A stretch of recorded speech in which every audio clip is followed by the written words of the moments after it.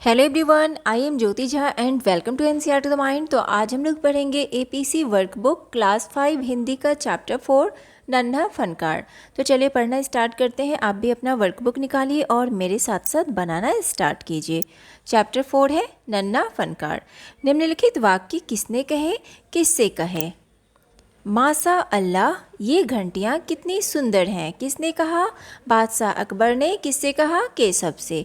देखते नहीं, मैं ही पत्थर को तराश रहा हूँ। केशव ने कहा बादशाह अकबर से। बेवकूफ़, खड़ा हो, हजूर आला के सामने बैठने की जुर्रत कैसे की तूने?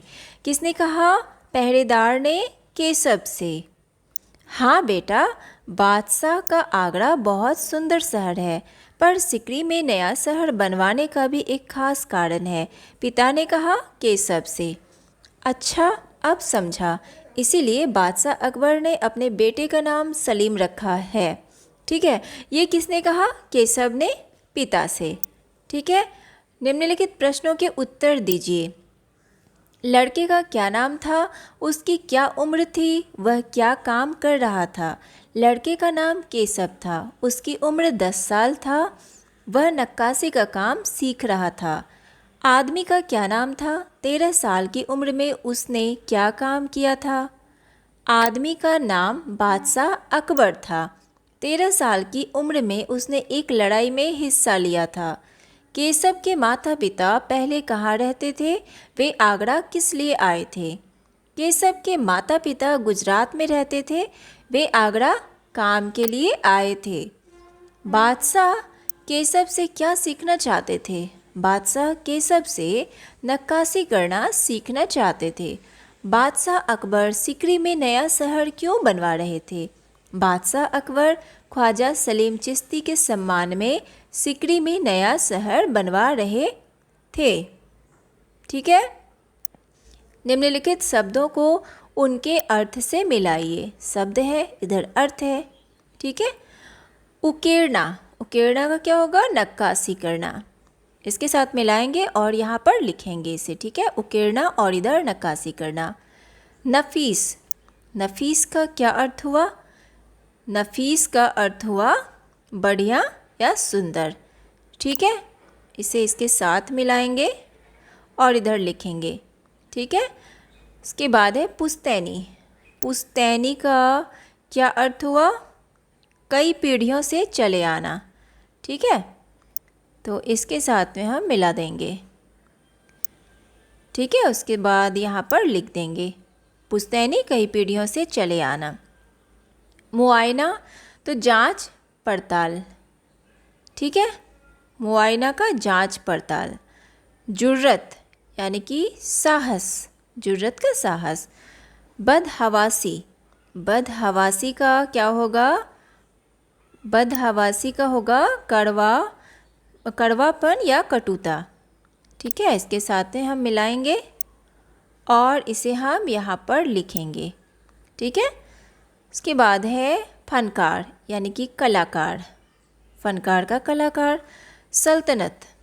सल्तनत का साम्राज्य। ठीक है, इसके साथ में मिला देंगे साम्राज्य और इधर लिखेंगे। ठीक है, उसके बाद है वयस्क। सयाना या आदमी। ठीक है, वयस्क का सयाना और आदमी।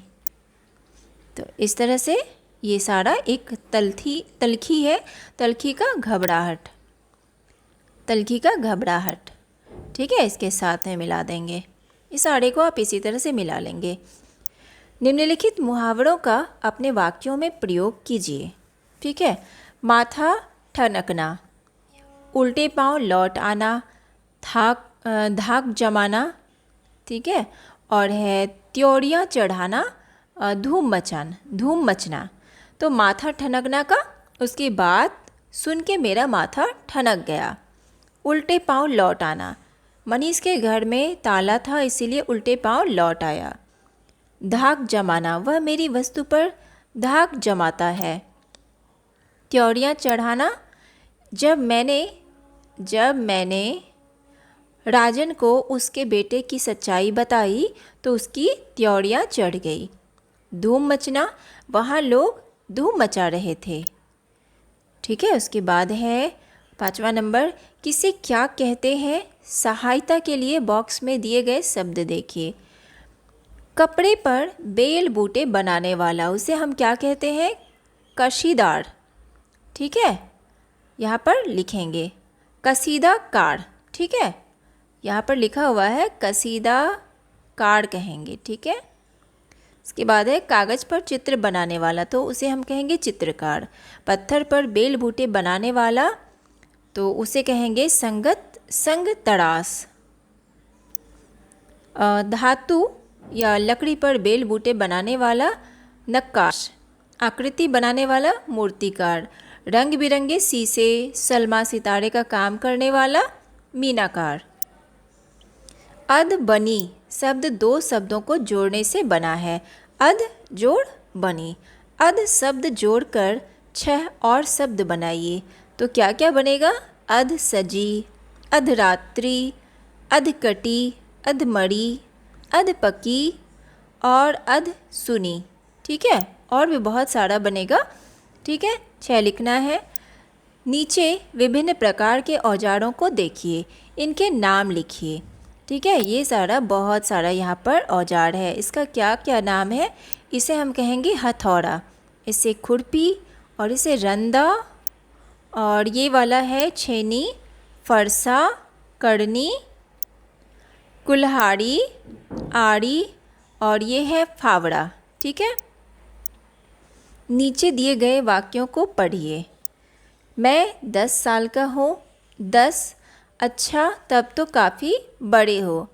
मैंने भी 13 साल की उम्र में एक लड़ाई में हिस्सा लिया था। अब श्रम तथा रोजगार मंत्रालय भारत सरकार द्वारा दिए गए विज्ञापन को पढ़िए। ठीक है, ये है विज्ञापन। मेरा भविष्य सुधारो। बाल श्रम अधिनियम के अंतर्गत 15 व्यवसायों और 57 प्रक्रियाओं में 14 साल से कम के बच्चों को काम पर लगाने पर प्रतिबंध है। प्रक्रियाओं में 14 साल से कम के बच्चों को काम पर लगाने पर प्रतिबंध है। इन निषिद्ध व्यवसायों प्रक्रियाओं में से कुछ हैं: बीड़ी बनाना, घरेलू नौकर के रूप में काम, ढाबा, चाय दुकान, होटल में काम, भवन निर्माण तथा अन्य निर्माण कार्य, कालीन बुनना। निषिद्ध क्षेत्र में किसी बच्चे को काम पर लगाने के लिए 20,000 रुपये तक के जुर्माने तथा या 1 साल तक के कारावास का प्रावधान है।